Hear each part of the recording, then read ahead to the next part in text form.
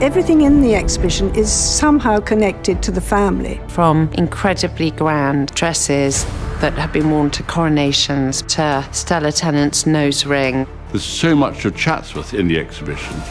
It really tells the story of the family living in this lovely house.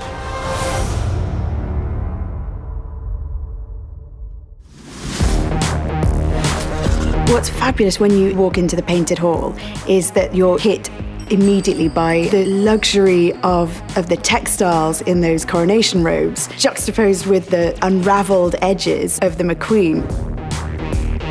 I wore the Alexander McQueen dress on the first shoot that I ever did. I didn't realise at the time how important those young designers were.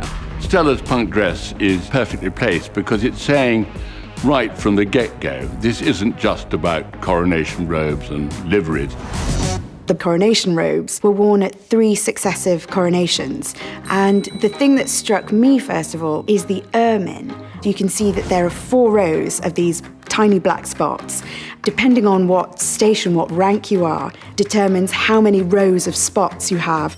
The Devonshire coronet, it is an amazing piece of jewellery. It is really a way to give an impression of your status, of your position in society, of your function. I think it's 1,900 diamonds sparkling on your head. The jumpers of the 11th Duke, I think, are extraordinary. I had no idea there were so many. I think All Passion Spent is quite good. It always makes me laugh. Anyway, some of them are quite rude. He was rather eccentric. This was an extraordinary thing to do. Debo had a kind of quintessentially British approach to fashion. Her wardrobe is this remarkable mix of clothes that she bought at agricultural fairs and wonderful mid-century Christian Dior haute couture ball gowns. My grandmother was definitely an original, and she just did things the way she wanted. She absolutely had a sense of her own style. We found a number of the Dowager's possessions that have made us laugh quite a lot.